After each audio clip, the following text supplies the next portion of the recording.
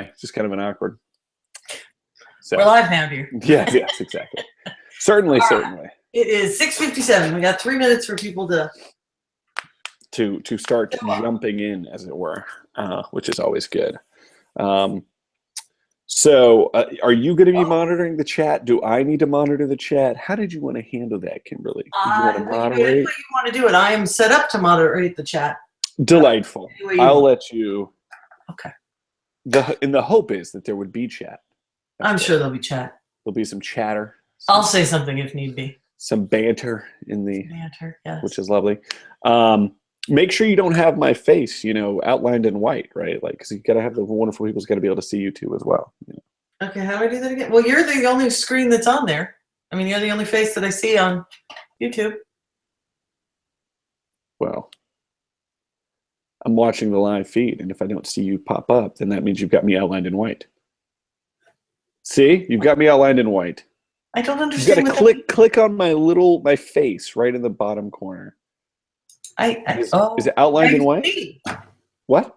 Now I see me. Exactly, but you're the one talking. It's very unlikely whenever anyone's having a conversation with me, though, that they're going to be doing much of that. So it'll always revert back to me. So worry not. It'll be fine. Trust. Yes, I shall. Okay. So it's all good. Delightful. Wonderful. So very good. So yeah, I'm so pumped about this article that just popped up. I am very excited. It was posted yesterday, and it just is perfect. See, in my opinion. You set a goal for a great presentation, and it happened. I think presentation's interesting, right? Because I don't have any slides. I should have slides. I just am not much for them. It'll be fine. So I should, so hopefully next time. Have I had slides at all for any of your presentations? I think once. Maybe. No. We'll see. It's always the Thompson show, which I like. So. Indeed, it's very good. Wonderful. So we got about a minute. Did you send out your emails to all your peeps? Did you want to go repost those to Facebook while we're sitting here? No. Jump in if you're part of the meetup. Make it happen. Resend another email. Get your in here. I'll do that once you get started. How's that? Okay. Listen, I don't want to tell you how to promote or market your show. I'm just asking. Well, you're not the marketing guy tonight. Tonight you're the goals guy. So you can't tell me how to market tonight. I need to go find a new hat.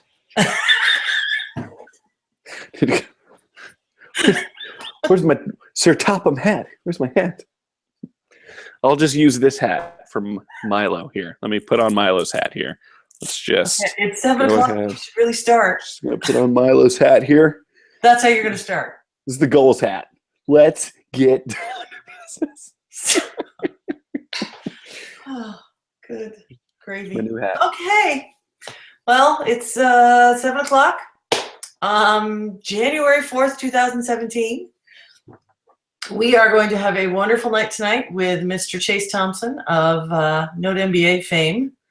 And we're going to be talking about goals. Not just things you're going to put on a piece of paper and hope really hard that they happen. We're going to talk about planning for them. We're going to talk about coming up with the action steps that you need to take to finish them, and ways to review and see if it was the right goal for you, if it was the right why for you, everything we can put together to make you more successful in 2017. So, Mr. Thompson, you want to take it away? Sure. I would love to take it away. So right before you hit the live button, I was, of course, perusing everyone's favorite site and app, Facebook. And someone had shared this really great article from the Wall Street Journal that they had posted yesterday. And I think, in my opinion, this is the, it's not the quintessential example here, but it's like that microcosm example of where we're at in the new year, right? Everyone's kind of got the goals. Everybody seems to have some sort of, health or fitness or weight loss, or, some people are really jacked on like muscle gain, whatever. They've got some goal health related, right? So this article, and I actually asked you, and I was going to give you the punchline before we went live, but I was like, no, this would be way too sweet. I need to present this live to you because this is so wonderful. So the question is, what do Americans eat 554 million times a year? And more specifically, it happens more than 1,000 times a minute. Someone is doing this thing. You're taking a bite into this particular thing. What, Kimberly Banks Voss, do you think that thing is? Well, I gave you my first guess. Your first guess was pizza. Pizza, which is a good guess. The actual answer is, oh, this is so crazy. The taco at Jack in the Box. People eat 554 million Jack in the Box tacos every single year. Wait. So not even tacos in general? No. Specifically, more than 1,000 times every minute, someone takes a bite into a weird, served in a bag, moist, oftentimes Jack in the Box taco. Which, by the way, this article comes out on the cusp of everyone having the fitness and weight loss and health and dropping my LDLs and HDLs and triglycerides and what have yous. This is what we're doing also. And those two things obviously are not congruent, which is basically, right, what we're talking about today in essence, right? So look, kudos to Jack in the Box, right? Like I'm a businessman, right? Like I'm about that. I want 554 million times for my, content to be consumed. Very similarly to a Jack in the Box taco. But in general, obviously those things aren't congruent with the goals. Those things aren't congruent with what people say, right? Like, so you can't really ever pay attention to what people say. You have to pay attention to what they do. And in that way, it works in the mirror, right? You can't just trust what you tell yourself. You have to and can only trust what you do with your time, with yourself, with the activities that you're partaking in, right? You can sit here and write the goals, you can write the resolutions, you can write it all out on paper, you can review it every day, but if you're never actually physically seeing your own hands on the steering wheel, driving to, Whole Foods to pick up that delicious kale salad, or to Gold's Gym, or down to the Y, or whatever, you're obviously not getting where you need to go. And just as an aside, having a baseline for certain goals like that is also important. So the first place you should have driven was to the doctor's office. Get a baseline for the triglycerides and the LDLs and all that other stuff, right? But that I just thought was amazing. I just thought that was incredible, because there's no way, right? Because we all have that statistic, right? Where like all of the resolutions have like dropped off by March. So we're eating like 554 million of those tacos in like 10 of the 12 months? Probably not, right? So I don't think we're making it to March is what I'm saying. So I want to talk about goals. I want to talk about how I'm structuring them this year. I want to talk about the mistakes I made last year in structuring them. If anybody here listens to, obviously, the Note MBA podcast, which you talked about in the beginning, we did a goals episode last week. I highly recommend you go check that out. But for me, it comes down to some very simple principles and a new way of looking at myself, how I work, how I go about life, and also looking at people in general, which is really, really, really important. As it was, again, I asked you at the start, Kimberly, what did you want to get out of this? Like, what was your big thing? What was your, maybe a struggle point, or are your goals set for the year? And your response was? Well, my goals are pretty well set. The biggest problem I have with goal setting in general is going from the goal itself to all of the different action steps that I need to take to get there. Sometimes my steps are too big and they still need to be boiled down to smaller steps. And other times the steps are they seem small enough to be tedious. Right. So like that's always goals. Exactly, right. So there's a really great analogy. I've actually talked about it before in the podcast, where this guy was trying to, he'd gone to the dentist, his whole life. And every time you go to the dentist, what do they ask? Do you floss? And of course, he always lied, like we all do, and say yes every single day. And but like he was like, I'm over it, right? Like I really want to take this goal on. And so he decided to do exactly what you're talking about, right? So he set a tiny goal. He set a tiny habit, right? And he basically said, I'm only going to floss one tooth. Right, which I think technically still means 2 teeth, but you get what I'm saying. I'm going to floss 1, right? And inevitably he's already there, right? He's already got the floss, his mouth's already open, he's already in the bath, everything's kind of set, the stage is set to then kind of just finish the job out, right? So I definitely understand when you're talking to and you're reading a lot of these books and you're talking to the professionals that really understand this, and they say set those tiny goals, set those small kind of mile markers, but at the same time, make sure your goal is big enough that it kicks your ass to get out of bed, right? So you're like, wait, so is it the milestone that's supposed to kick me out of bed or the big goal? And is the milestone like the coffee in the morning? Then, like, so figuring that out for yourself is really important, obviously.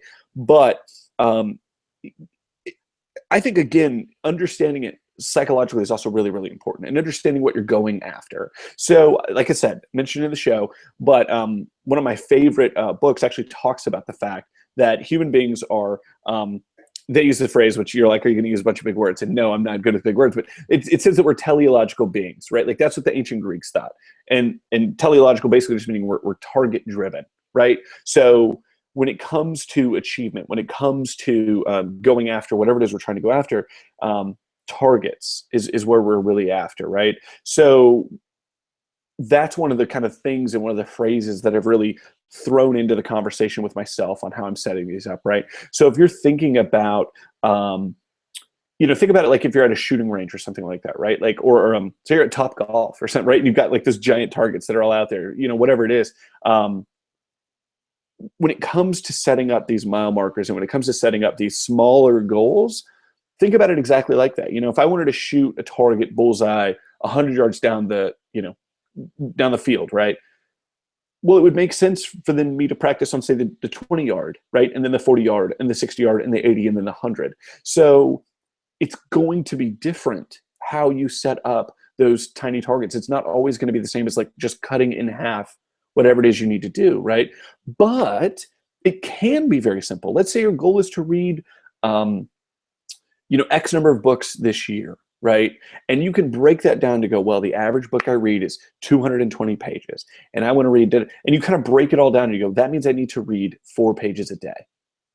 That's easy, right? Like that's totally doable. And for most people, it's a lot like that guy who flossed his teeth. You're sitting down for 4 pages, you're like really into a chapter. And before you know it, you look up, you're 40 pages in. You're like, oh, okay, cool. Well, I got my 4 today, and I'm not going to get my 4 tomorrow just because I got 40 today. Your target doesn't change, right? But now all of a sudden, by the time the end of the year comes, you wanted 40 books and now you read 60 because your target was so well set and so well established.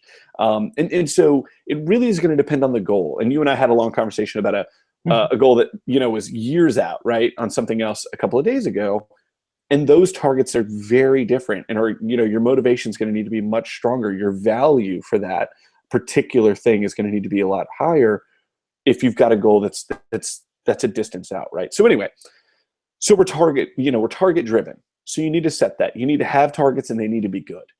It's a lot like the one thing from Gary Keller. The one thing that you do today, it's great to have that kind of thing set up, whatever. But if the one thing you need to do is like put on pants, you're like, yeah, it's my one thing every day. You're probably not going too far in life, right? Like, so it's not just good enough to have targets. You also have to have good targets, right? For wherever it is you're trying to get to. And I actually alluded to this in the show. I said, and this is something I struggled with. Actually, this is something I struggled with almost the entire year of 2016, and I couldn't figure out where the disconnect was.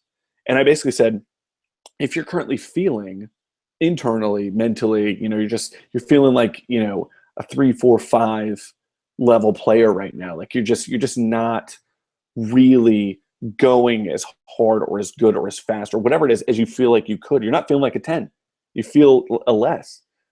It's highly likely, and I went back and reviewed it, that you have 3, 4, 5, 6 goals. Like not in terms of number, but in terms of quality.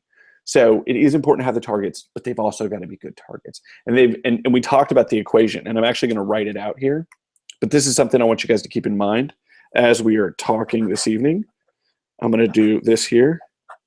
And you're going to have to let me know if this is like visible, but we'll like review it obviously. But like this goal here, this is, I don't know, can you see that? It's M, which stands for motivation, equals V, which is value, times expectancy. over I, which is impulsivity, times D, which is delay. So we'll talk a little bit about that, but you're going to want to take that and write that down because it's really important, and this is what we're talking about here. Because this is the quintessential. This is the key to moving forward. This little equation, and we'll get a little bit more granular here in a second. So when it comes to your goals, and for me, for setting mine up for this year, I realized last year the reason why I didn't get where I wanted to go is because a lot of you guys know Robbie. I was copying him. Robert Woods, he's a co-host that I have on the podcast. He's been doing this type of really just really fanatical and phenomenal goal setting for over a decade. We were looking at some of the stuff that he had, in a box where he had like gold books from like 2003 and 2, and it was just incredible. So I was trying to set my goals, number one, in a way that wasn't congruent with who I am. Firstly. Secondly, I was trying to set my goals with someone who I'm a white belt. So some of you guys who know like Brazilian Jiu-Jitsu or karate or something like that, you got to put in 10, 11, 12 years to get to a black belt. Robbie is like a black belt in goal setting. And I was like just showing up at the dojo, still wearing like cut off denim jeans, jean shorts and like a t-shirt. And I'm like, I'm going to totally set my goals just like that guy over in the corner, shadow boxing. This black belt. I'm just going to step in this total white belt in goal setting, and I'm going to try to do what he does. And that might work for you, but it didn't work for me. And not only was I trying to mirror somebody's style that just had been doing it for so much longer than I had, it just also wasn't congruent to who I am. So it's also very important for you to figure out what that is. So for me, the best place to start was this question: who are you when you were at your best? Who are you when you were at your best? So that was my starting point. Who am I when I'm at my best? So for 2017, my main goal is to be my best. And I separated that out. And this came from a really great story from Warren Buffett, who said, write down the 25 things you want to do in your life. This is your bucket list. Write down just, own a yacht, travel for 6 months, finish a degree, write a book, whatever your 25 big things you want to accomplish in your life are, write them down. And then he says that bottom 20, take that piece of paper and crumple it up and throw it away. You're never going to get them done. If they were important enough, they would have been in the top 5. Now you've got your top 5. Those are the things that you really want to accomplish. Those are the things you actually care about. Those were the things that were top of mind. And it's highly likely if you actually do that exercise, it's going to take you some time. Once you get to about 17, you're like, oh, crap. What else do I want to do? I want to maybe, I don't know. Like you don't know. You start to lose track because you really don't care anymore. You're like, you wrote the things you cared about and you kind of get stuck. It's really fascinating to do. Highly recommend it. And then just throw them all away, which is great. So you end up with the 5. You end up with the 5 you're actually going to do, right? This is the exact same thing.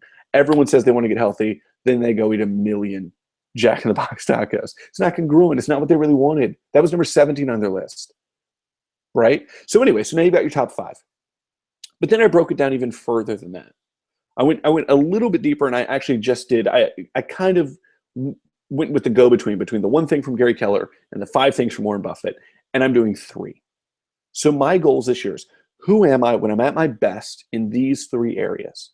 So my goals this year are going to be based around my big 3 things, which one is energy. And for me, energy is not like, Robbie always talks about the kumbaya energy. Mine's physical energy, right? Like, so for me, you could sub in the word health if you wanted, but I didn't want all the baggage that came with the word health. So for me, it was energy. So if it's more sleep, if it's better food, if it's getting up and moving more, whatever that is, if it is meditation, or if it is, so for me, it's energy. Who am I at my best when I am just throttling with energy? What am I doing? How am I eating? How am I sleeping? How am I working out? How am I interacting with others? How am I what's my meditation game? Like, what is happening in my life when I'm at my best when it comes to energy? My next goal is family. Who am I at my best when it comes to my family? What does that look like? And my last one was, I use the word service. Again, I didn't want to have the baggage that came along with, work or business or what have you. So for me, I chose the word service. And for me, that means a lot of different things. I like to serve through the podcast. So what does that look like when it's at its best? I also think I serve, and I think a lot of us, especially if we're talking real estate investing notes specifically, oftentimes we do find ourselves being in a really great service to a lot of people that maybe couldn't make a payment back when things were out of whack, or they're really worried about losing a house, or whatever the case may be, right? Who am I when I'm at my best when it comes to service? Which again, for me, is half business, half teacher, leader type mentality, right? So that's where I started. And that got me so jacked. That's how I knew I was on the right path. So if you're like, say, Robbie, or you're like somebody, maybe Grant Cardone, where you want to 10x what you're doing or whatever it is that lights you up, start writing these things down. For me, as I started to go through this process of who am I at my best, and this is who I really want to be, and here's where I really want to head, and all that kind of stuff, I was telling everybody about it. I called Kimberly. I called Robbie. I was like talking to my wife. I was like, I'm so jacked about 2017 and my direction based off of how I'm setting my goals and how I'm working towards them. That like my wife is setting goals for the first time in her life. She wants to put a freaking, whiteboard in the kitchen and like write down our goals. So like whenever anybody comes into the house and be like, wow, you guys want to read that many books or make that much money this year, or like whatever the thing is, right? It's just so contagious when you're on the path that you're supposed to be on when it comes to setting this stuff. And then, to be perfectly honest with you, Kimberly, like that is when it gets a lot easier to set those targets and set whatever those efforts are, right? So we've got our big question for the year, for me: who am I when I'm at my best? And then I broke it down into 3 things. You could break it down to any number of 3 things. Like these could be 3 actual things. Like I want a Tesla, and I want X dollars in passive income, and I want to have a date night once a week with my wife, or whatever, right? Like they could be real things. They could be these more kind of larger encompassing ideas. Again, that's going to depend on who you are, right? But once you're there, then you can start to get a little bit more granular and start to set those targets. So for me, when it comes to, so the easiest one, let's say it's business, right? You want to take each one of those 3 goals, and then you want to break it down into the 2 things you need to do right now to move in the direction of whatever that thing is. So what is that thing? What is that thing that you need to do to move in that direction? And I prefer these to be bigger steps. I'm going to use the term differently, but there's a really great, I was reading a book one time, and they talked about this idea of cracks and chasms. I think it was a Dan Hardy book or something. Anyway, the way that he talks about it is he talks about a lot of people feel like where they are and where they want to go, that those 2 things are so far apart that it feels like a chasm. When oftentimes it's just a crack. It's just this one action, and all of a sudden you're on the other side. And so it's a mental thing for a lot of people. I'm going to use it slightly differently. I'm going to say, I want those 2 kind of things to be, depending on who you are, for me, I wanted them to be almost chasm-esque. I wanted them to be larger. I wanted those to be the 100-yard target. I wanted that to be, in vernacular we both understand, the 20-mile march. I wanted those to be the bigger things. So if you're talking about our business of, say, real estate investing, notes obviously specifically, but real estate investing in general, what are the 2 things? Finding deals and finding money, right? The deals and the funding. Like those are the 2 big things. If I'm doing more deals and I've got more funding and I've got business goals, done, right? So that's where I started from a business goal perspective, right? So like those are my 100-yard things. And then you can start to set down the simple targets, right?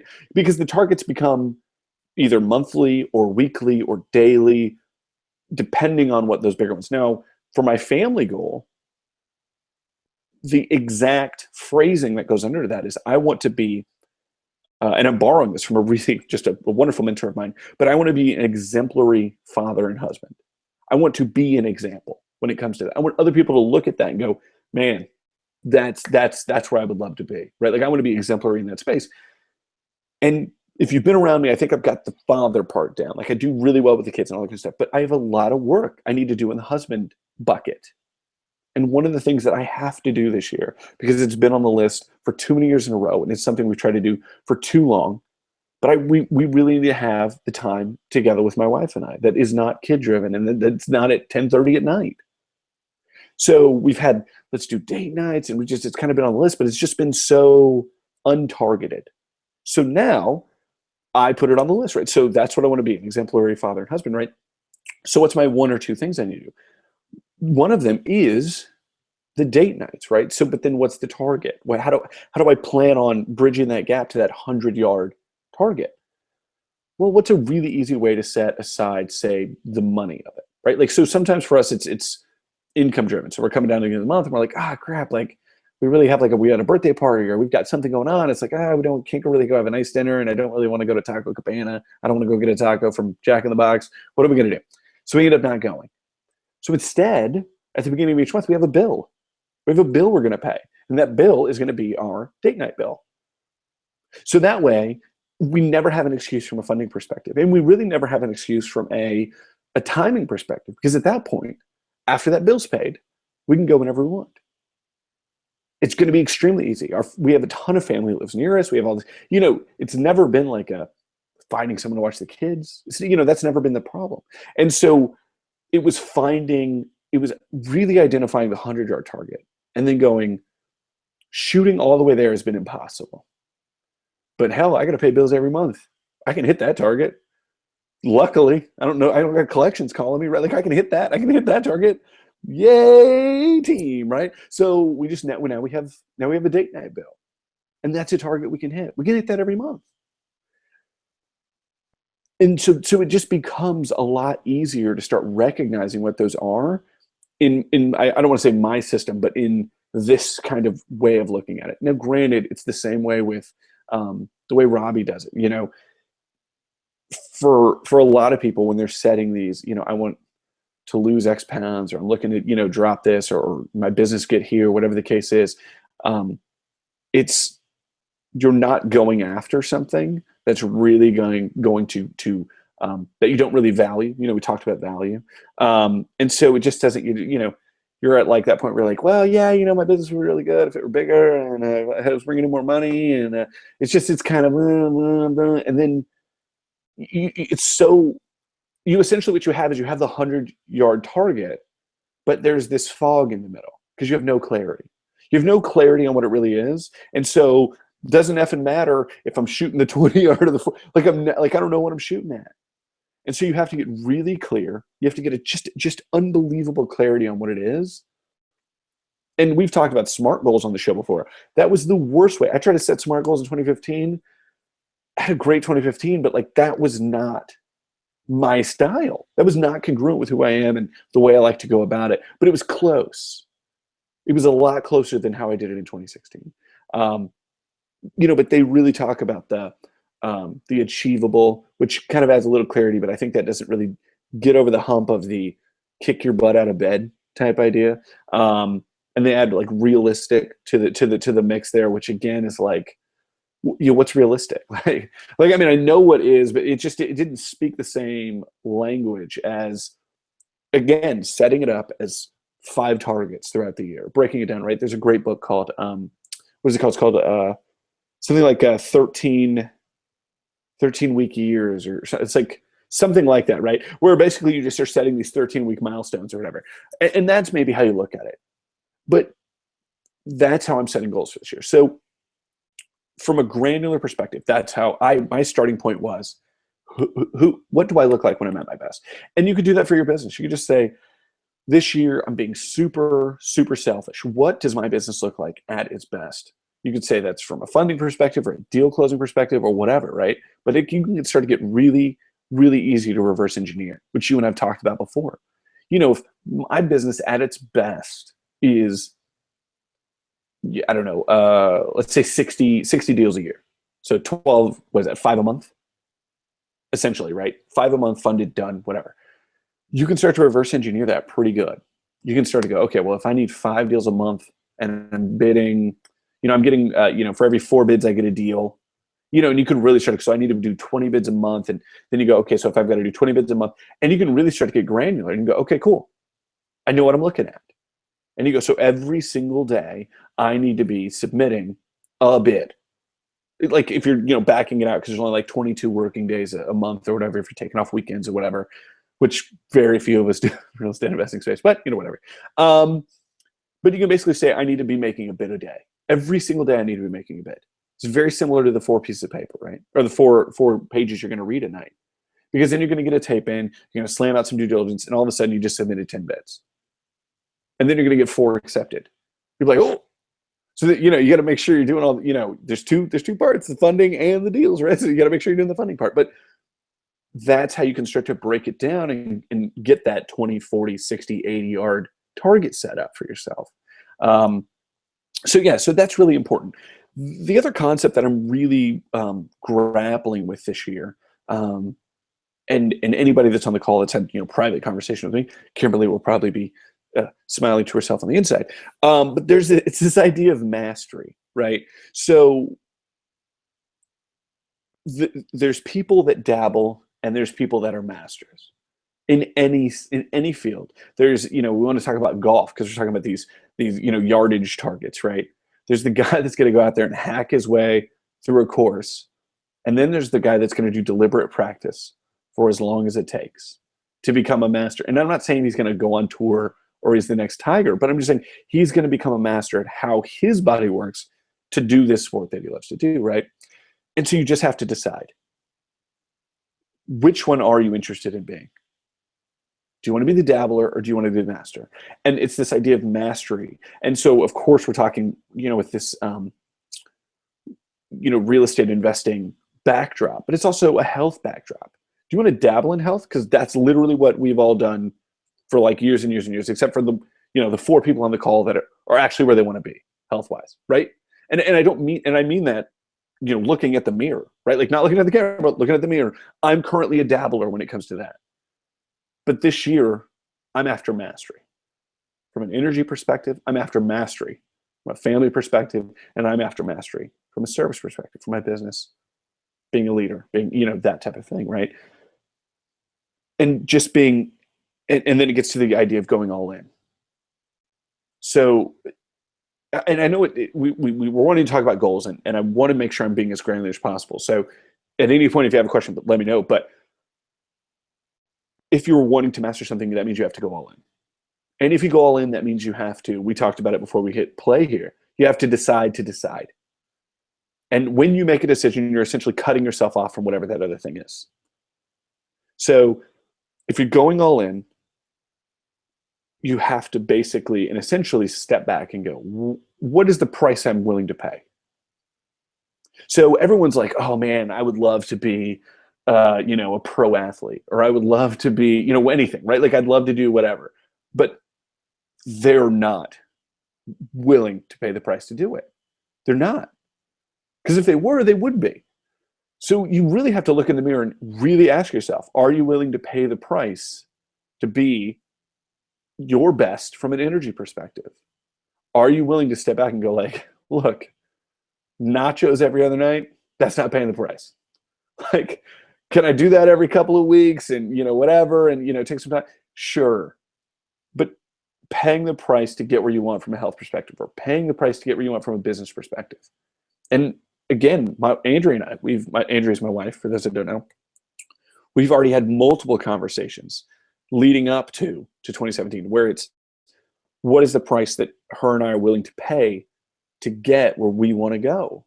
And it's, do we need to move? What are the hours I need to work? What are the things I need to do? How accountable does she need to hold me? What are the conversations we need to be having, in the evening? Or did you do this today? You said you were going to. Did you do that? Did you, whatever, right? Are we willing to pay the price together to get where we want to go? And it's not about like, I want to be better than a middle manager at a Walmart or whatever, right? Like, it's just, you have to answer the question. Am I ready to decide to get where I want to go? Am I ready to go all in? Am I ready to pay whatever that price is to get there? And then that kind of gets us back to that equation. So the equation on motivation, right? So that V V stands for value, and it's the most important component here. And in value, in the terms of this equation, which by the way is, got the author of this through copious amounts of research he did himself, combing through research papers by other psychologists on deciding on, breaking down motivation in human subjects and all this kind of stuff. That value component basically equates to what is it you really, really, really want. Really, really, really, really, really, really, really, really, really want, right? What is that thing? What is that 5 of the 25 that you are actually willing to pay the price to do?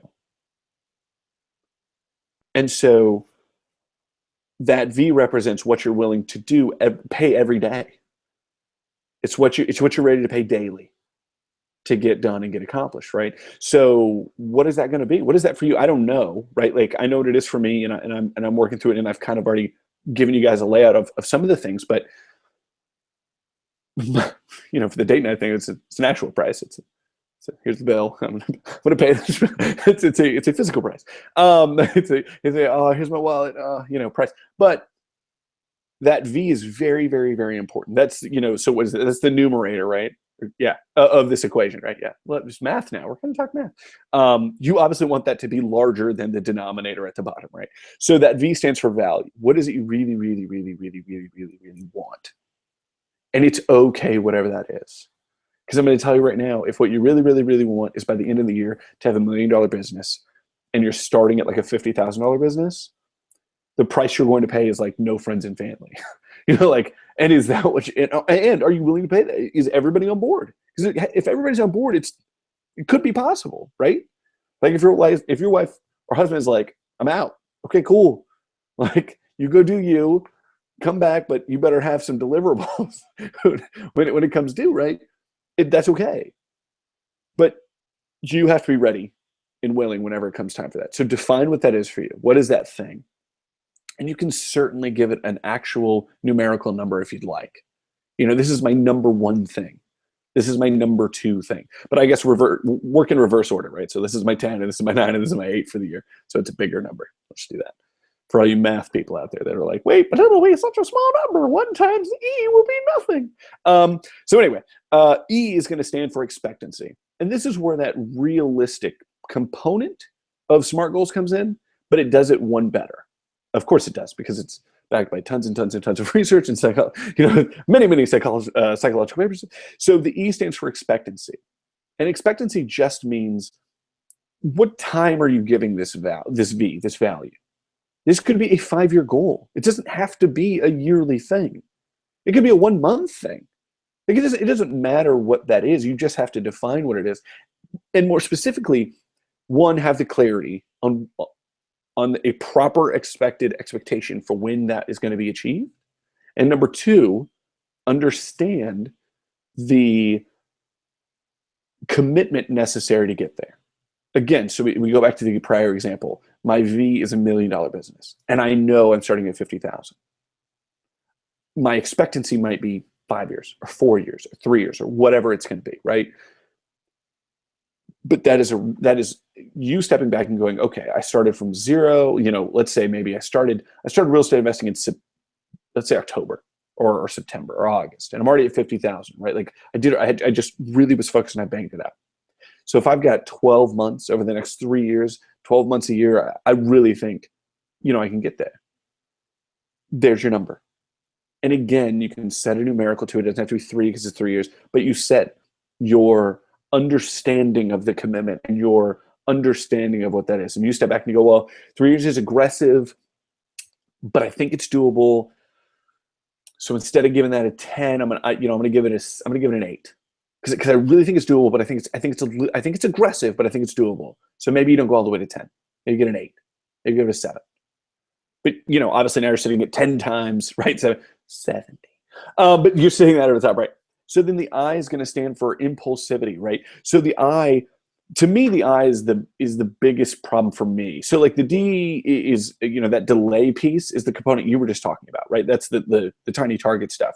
For me, the I is the problem. It's the distraction stuff. And I've talked about it historically. Again, if you listen to the podcast, if you don't, go check it out, notmba.com. But for me, the distraction component is the biggest one.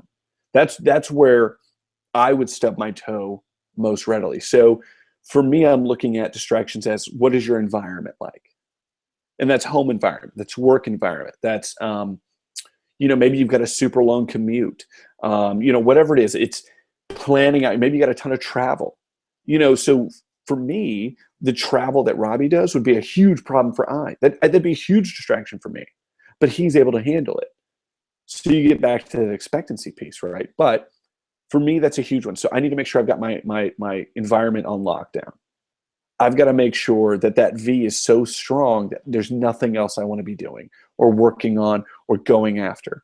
Or let's put V as that date night with my wife, having that alone time with her, having that really great quality time with her. Well, I'm handling I because I'm paying the bill at the beginning of the month. I've turned it into a bill. So now I have no distractions. There's nothing else more important every fifth of the month, right? Like I've now taken I off the table. That is a 0, which technically would make D 0 because 0 times. So we'll call it a 1 just for fancy numbers here. But I've essentially handled it. I've handled the I because I know myself. And then you've got the D, which is delay, which is where we talked about having the targets, is the ability to set up those tiny goals, those micro targets. But again, if you're reversing, for me, the easiest thing is the reverse engineer, depending on the goal. The reverse engineer is always the easiest. I want to do X number, X amount of business. Back that out. How many months, how many weeks, how many, whatever, how many deals, what's the average? That could be dangerous, a little bit, because we say the average deal yields X. That might be different for me, different from you. You might have a higher low band of deals you'll do. Like your lowest band of deal you'll do is 70 grand. Your numbers are different than my numbers, because my low band might be 30. Or let's say your average deal is 25. So figure that out for yourself. Reverse engineer, to me, is the easiest way to find those sprints to the 20-mile march, as it were, or those 20, 40, 50, 60-yard targets. That to me is the easiest one. And it helps me handle procrastination if I know that there's a price I'm paying daily. So for me, and just my personal style, I think moderation is for the birds. So for me, if it's a health thing, it's like eating right every day, going to the gym every day, getting after, because it's just too easy for me to not hit those micro goals, to hit those tiny targets if I'm not paying the price daily. That's me. You might not be the same, but figure that out for yourself and understand and work through whatever your goal is. Like I said, reverse engineer to me is the easiest. Maybe back out, my wife and I really want to, or my husband and I really want to, or I really want to, live remotely all the time. I want to, do an RV or like van life or something, right? And I'm going to need $6,000 a month in passive income, but I know I can work on the road a little bit. So figure out how you define your V, right? To figure out how you find that value, what you're really after. And you go, okay, so 6 grand. So if the average deal I did last year gave me X, then that means I need to do Y number of deals, right? And that's how you can back it out. And then you go, okay, so by the end of the year, I need to be doing, so that's a way to reverse engineer it. There's a way to do it for health, for family, for whatever it is you're after. But for me, that's the easiest way to back into those targets. And the last piece for me is 100% for me is accountability. I did not, and I don't, and I, not in a, I don't mean this negatively, to my wife or other people that were in my life or whatever the case may be, but I did not have the accountability partner I have now pretty much most of my professional career. Find someone to really be the accountability piece for you. Now, if it's a coach you pay, or if it's somebody who's walking with you through the business, they're your business partner, or whatever, your wife or whatever, your husband, whatever it is, find it, figure it out. Ultimately, I don't. So when it comes to goal setting, the other issue I had when I was setting mine last year is I really was sort of in the way I set my goals, I was running the race against Robbie as well. Because I was setting my goals kind of against some of the things that he had said to me and things. But I ultimately didn't understand I was running the race myself, right? Like I'm always racing myself. What is, again, it goes back to the question of the year for me. Who are you when you're at your best? So that's the guy I'm always running against. Every morning when I'm, hands in the dirt, foot on the line, before, the gun shoots off, that's the guy I'm racing every single day, right? Who's the person watching you run? Who's the person that's the person checking to go, hey man, how'd this week go? You have a call every Friday. You've got a call every Wednesday, or it's your business partner. You talk every day, or whatever. The accountability piece is, it's almost more important than the goal. Because even if you kind of have a shit goal, if you get a really great, accountability partner, you're going to reach that goal and then you're like, crap, okay, I got to set another one. It's almost more important. Because if I'm calling you every day and I'm like, you're not Jack in the Box, right? You're not one of those 554 million tacos in your mouth, right? You better be at the gym. You better be on the track. You better be running. You better be lifting those weights. Whatever it is, that to me is just next level, having that person there to do that. And like I said, if you got to pay a coach or, whatever, but have that conversation and be that for somebody else. Be ready to be that for somebody else. Because that's a great check against yourself. Because when you're calling somebody else and you're the accountability partner for somebody else and they are like crushing it, and then that's a great mirror to be like, damn, man. When they asked me, I kind of lied a little. I really didn't read those 4 books. I didn't really make those I didn't really make those offers today I needed to make. That's a great check. It's very revealing, for yourself to kind of get there. So that's how I'm attacking this year from a goals perspective. One of the things that Robbie said on the show, and he's used it in a lot of different ways that we've had conversations over the past couple months, and I just love it. I think it's, I honestly think it's going to be kind of the cornerstone for this year for how he's going to relate to a lot of things. But he really is enjoying saying it, and I really enjoy hearing it because it just helps resonate with me on this a lot of stuff. But he basically said, setting New Year's resolutions is playing checkers, setting goals is playing chess. It's the same kind of thing. That's how you need to view all this stuff. Are you playing checkers or are you playing chess? Are you being strategic? Are you thinking through your moves? Are you planning your moves ahead of time? That goes back to the targets, right? How are you setting those micro targets? Are you planning your moves ahead of time? Or is it, your 5-year-old cousin across from you and you're like double jumping across the board and you're like, this is ridiculous. You just have to make the choice. It goes back to mastery. Are you going to be a master? Are you going to go after mastery? Are you going to be a dabbler? Are you going to decide or not? Are you going to go all in or no? Are you going to gauge yourself against who you are at your best? Or is it just going to be 2016 all over again? That's how I'm attacking this year. And that's why I'm so jacked for everybody. We did the goals episode. We got people emailing us. Man, I am so jacked. I've got this lined up. Like I don't know what I'm kind of worried at this point now. Like I'm so jacked for myself and others for what 2017. I'm like, oh no, this is the year the comet comes. Because I'm so jacked for what it could be for so many people. Because again, it's contagious when you're really getting after it, and it's really the message that we're shooting. It's the path you need to be on. It gets contagious quick. Unless it's somebody that's not supposed to be around you, right? Like they're going to be like, oh, that goal is shit, whatever, right? But for everybody else, it's supposed to be. So we've written so much listener feedback. We're getting so much other investor feedback and everything like that, that I'm like, man, 2017 is going to be good. 2017 is going to be so good. Something's going to happen. But that's how jacked I am for the year. And it's because I'm attacking the year how I'm supposed to be. And then I'm like, dang, this is how Robbie must feel at the beginning of every, because he's so honed in on his style. But so that's it. So that's the overview. Questions, comments, or concerns, Kimberly? But that's how I'm doing it. And I know we've had a couple of opportunities to talk outside of it. I hope that got a little bit more granular for you. Anywhere you need it, let me know. But that's where I'm at for you. Well, one of the things that I was focusing on while you were talking was the reading more books in a year. As an aside, one of my goals in 2016 was to write more. Yeah. And that was a spectacular failure. because they didn't approach it from a way that works for me. I tried the Seinfeld don't break the chain thing, had my big calendar up, checked off all the days. But the problem was I really wasn't reading enough to be writing more. They do go hand in hand. They really do. Well, yeah, I think they do, for sure.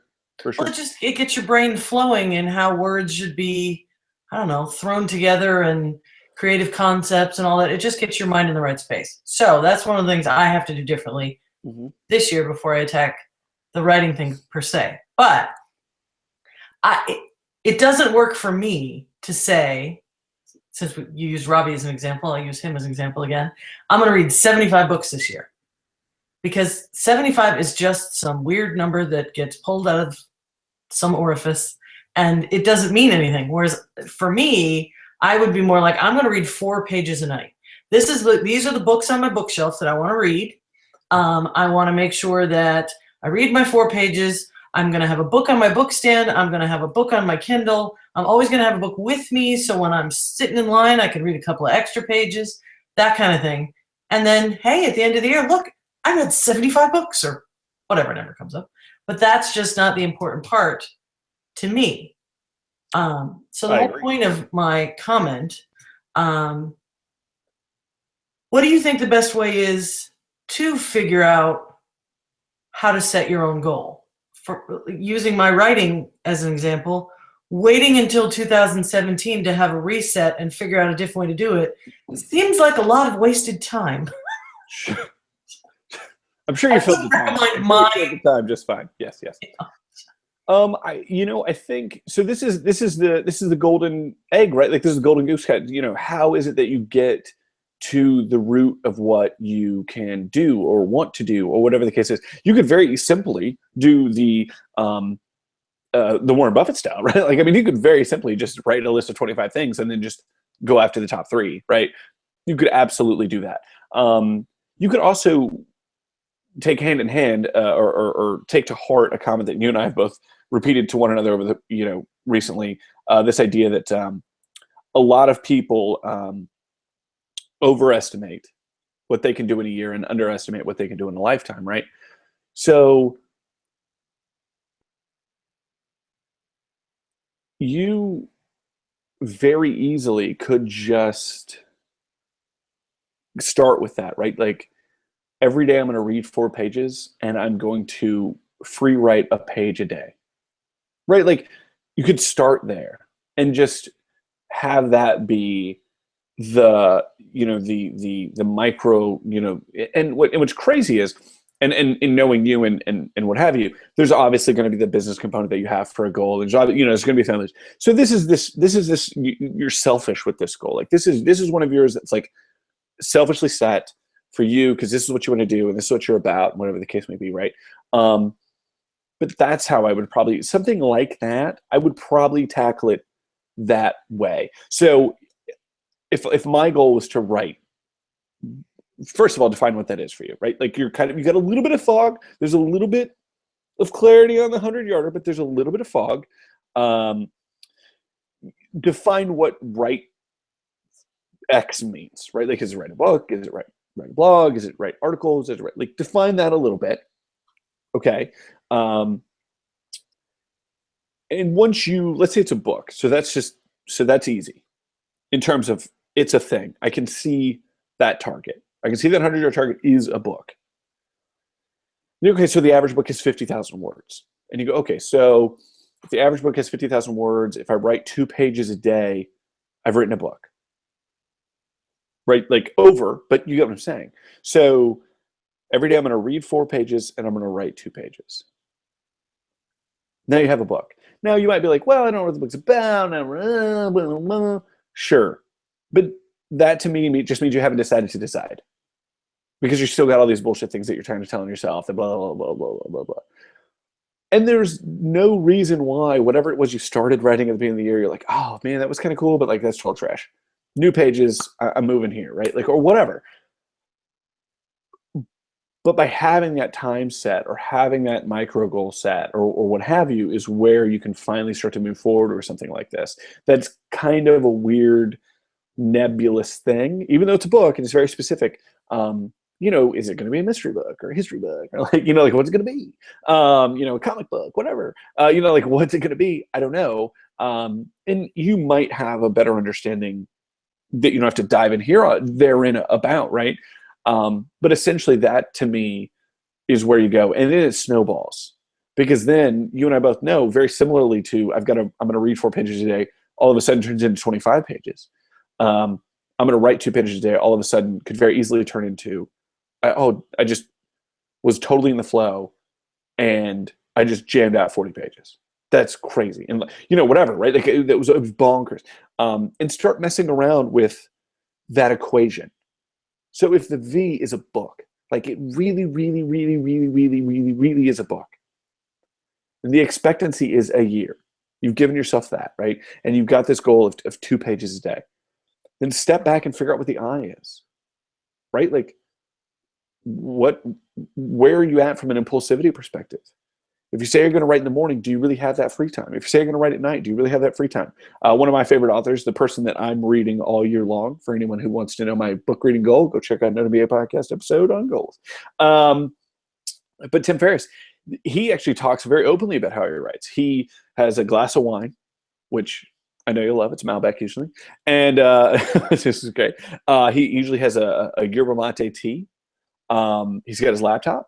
He's got it set up in a standing position, very similar to what I'm at here. He actually turns on a TV, on a movie, mutes it, headphones on. He's listening to some music. So he's not even watching. It's just happening in the background. And then he just sets out to write. And he writes at like 11 o'clock at night to like 3 in the morning. Like, because that's just his time. Like, that's when he's figured out is his time. So start messing with that environment part of impulsivity, or time, or just start to experiment a little in these first few months. And then all of a sudden you go, wow, like 8:45, the house is quiet. Like I'd rather be at work, but I think I could bang out the 2 pages or 3 pages or whatever. And then by 10:30, I'm in the office. I've got my assistant and whatever. I don't know what that's going to be for you per se, but like that would be the way. Now, me personally, I'm not a night owl. Like we're creeping up on 8 o'clock. I've only got like 2 hours left in the day. And then I'm like powering down, like straight up like a Tesla, plug me back in. So for me, the thought of like 11 to 3 writing is insanity. But if that time actually works for you, maybe you figure out how it works for your schedule. But that's what I would do. I would start to play with that equation, that bottom half a little bit. To go like, how can I keep the impulse down to not do it? How can I decrease the distractions? How can I, work with those micro goals? If 2 pages is too much, start with 1. If it's, whatever. But that's how John Grisham, I think it's John Grisham. Anyway, somebody like one of the authors like him, if not him, was like a full-time lawyer, yada, yada, yada, but he wanted to be an author. And so he started writing like books about like attorneys that like had, like the firm or whatever. And his bit was he wrote 2 pages a day. So like, that's how he's been able to bang out like all these books he's been able to do, because he only writes 2 pages a day. That means every single year he's coming out with a new book. But really it's not that way, right? Because sometimes you're just jamming away. And sometimes you're slogging on those 2 pages. And they're probably the ones you're going to just cut out in the edit, right? But like it still kept the muscle moving. But that's how he's been able to do what he's been able to do. Because very rarely is that book going to be 600 plus pages, right? So, but that's how I would attack a goal like that for sure. And how often do you sit back and review your goals? Like, I almost feel like one of my goals this year needs to be every quarter I need to review my goals and make sure I'm on track. I mean, some you're going to know immediately, okay, this is just not working. I got to find another way to do this. But there are other times when you're chugging along and you're like, wait a minute, the target was over here and I'm kind of veering over here. Do I want to revise the goal or do I need to get back to where I started? Sure. I think, the best answer is like showering daily is good. But of course, there's science out there that's like it's terrible to shower every day or whatever. Whatever. Don't be that guy.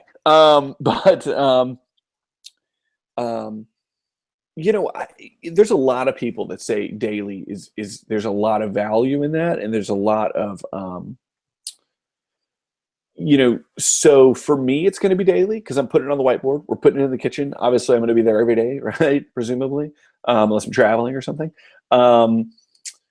Quarterly works. I don't know why monthly is so hard, for a lot of people. I think to be honest with you, I think daily is so hard because if count the number of times that you've looked at yourself in the mirror today, right? Like that's essentially what you're doing every time you look at your goals. But you're looking at the future self. That's supposedly the better self because you're where you'd rather be. So if you're using my question of who am I when I'm at my best, if I'm choosing not to look at them daily, it's because I am choosing to say, I don't know if I can look in the mirror that often to ping myself against who I want to be when I'm at my best. I don't know if I'm willing to pay that price daily, right? And I'm not saying that to guilt you into doing it daily. I'm just saying that's how I view that question is, how frequently do you feel you need to look at something like that to drive the boat forward, right? Like how frequently do you do that? And for me, I'm going to be honest with you, for something like this, daily is necessary. But again, I've also handled the eye, that impulsivity, to have it up in a very public place where it's visible to me every day. So sometimes it's about structure too, right? Like if you just put them up on the wall in your office, there's no action, but you're on your computer and every time you look up, there they are. That's not hard. And you just, again, hacked that equation a little bit in your favor. Because you're like, oh, I just want to be done today. Just early happy hour at like 9:45. That'd be so great. And then you look up on the computer and you're like, you gotta go like make a bit a day, and you're like, I gotta call Watermark, like whoever, right? Like you just know, right? Like that's what you gotta do. Or if it's the pages or whatever, and you look up and you're like, I just haven't done it today. I need to get my pages written today. So figure out what that is for you. I need it daily. But you might be different, or you could just engineer and hack it to where you can do something like that a little bit more effectively. I think I may need daily. I have never actually done that. I've written my goals down for years. I've planned them out. I've reviewed what's working, what's not working, all of the things. Well, most of the things, but I've never put them up. Yeah, I think quarterly's way too light. I think monthly is tough. Like I said again, it's just, to me, if somebody isn't willing to review them daily, I'm not saying you have to, but if you're not willing to, I think you're just not willing to ping against whatever that future better self is every day, because you just don't want to look at that every day. You don't want to look at it and go, oh man. And it's okay to take days off, like, right? Like I'm not saying it from a guilt perspective, but I'm saying it from the perspective of like, it must not be a 10 in that V slot if you're not willing to look at it every day.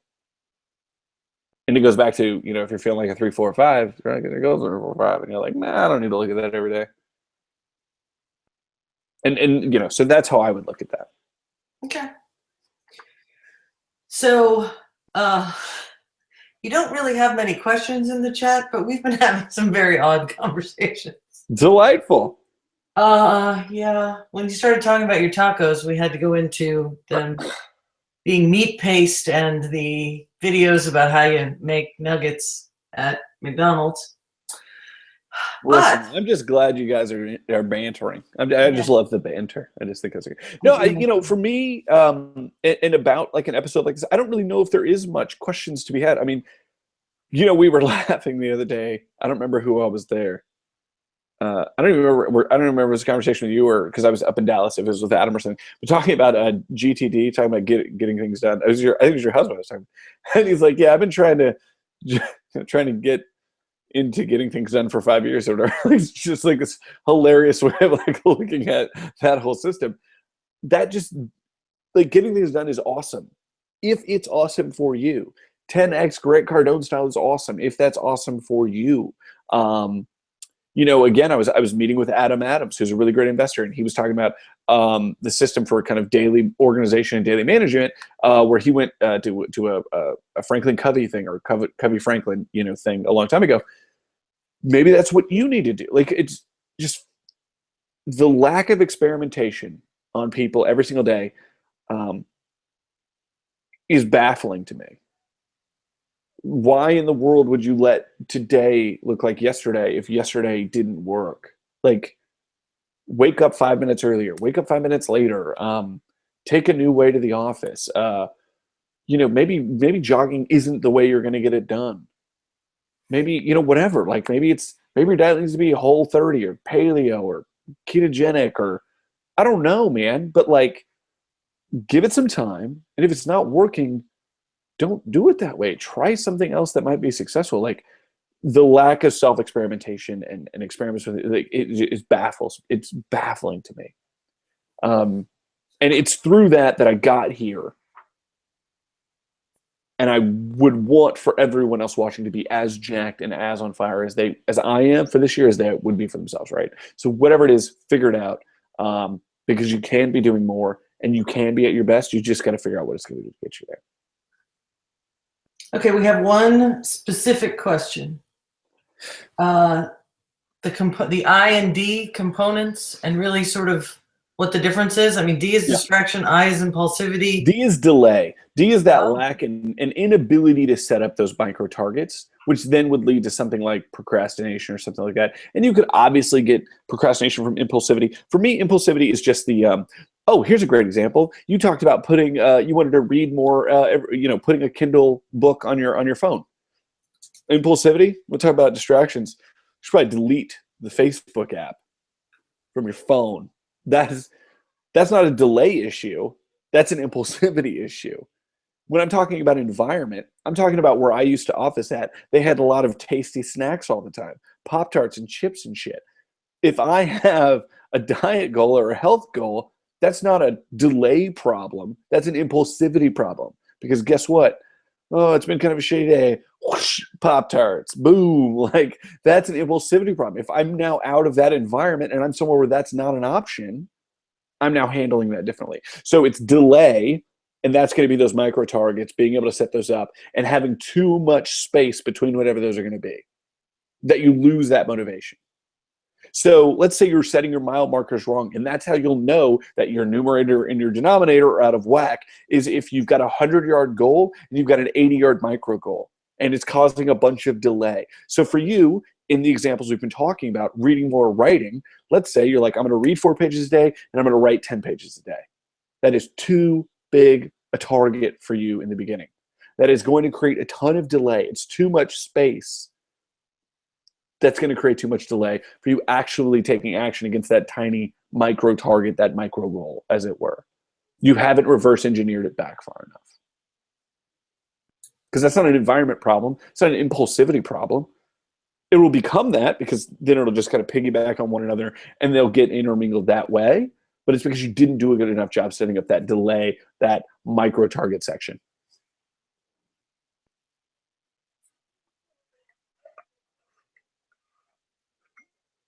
All right. Does anybody else have any other questions? You got a thanks, Chase, for the fresh outlook and your strategy for 2017. Yay! You're welcome, random stranger. B. Durr. B. Brian Durr. Bob Durr. B. Durr. B. Adam gets a shout out. Adam's in the chat. Adam, I love it. I'm still fresh on his mind after a long day. You are, Adam. You are. I appreciate it. Thank you so much. If anybody has any questions, definitely send me an email, chase@notmba.com. I'll show you the notes. I'll give you kind of the rundown for yours specifically. If you've got the 3 that you're targeting this year and you want to run them by me and need help with the micro goals or whatever, let me know. I did a ton towards the last quarter of 2016 to really get geared on this. It didn't just like happen out of nowhere. And there's so much more. Like, I've got pages on pages that I could like rap about here, but I won't, because we're running out of time. And I think I hear my wife trying to bathe my children. So that's going exceedingly well if I can hear them, right? But like, if you have any further questions or anything like that, send me an email, chase@notmba.com, and I can help answer them, or we can have a call or whatever. But that's how I'm attacking the year, and I'm going to freaking just blow the doors off. So, I mean, Robbie sent me a text message before we went live, and he actually has a photo of himself giving a talk at the CFRI tonight, Central Florida Real Estate Industry. And I'm currently giving a talk in front of you guys. And he's like, bro, we're getting after it this year. I'm like, we're going to be on as many, we're going to be everywhere. We're going to be everywhere. You know, but like, that's how aggressive, because now we're both in the mindset of really being able to attack a goal from the angle that makes sense for us personally. So this is a style I've never heard before. It's hybridized over a couple of different styles. So hopefully if this jives with you, do you think it works for you? Take it, run with it, and go win. Awesome. Thank you, sir. Yeah. If you hear crying, I promise it's just my infant baby. Apologies. No, I'm just kidding. But no, I appreciate you guys so much. If you have any questions, let me know. Chase@notome.com. If you haven't already, go check out the podcast, notome.com. And I appreciate you, Kimberly. This is an incredible group that you have. And I would love to do this like in like 6 months, like June-ish, and be like, so still as high on 2017 as you were in January? And be like, no, 2017 is the worst. Oh, my favorite celebrities are dying. Just like last year. But you know, I don't know. I don't think that's how it works. But yeah, I appreciate you and everybody for attending. Look forward to it. So, as always, you're fantastic. Thank you so much. I appreciate it. Play with your bathing children. Do what? Go play with your bathing children. Indeed. We'll talk to you guys later. All right. Take care, everyone. Thanks for coming. Indeed.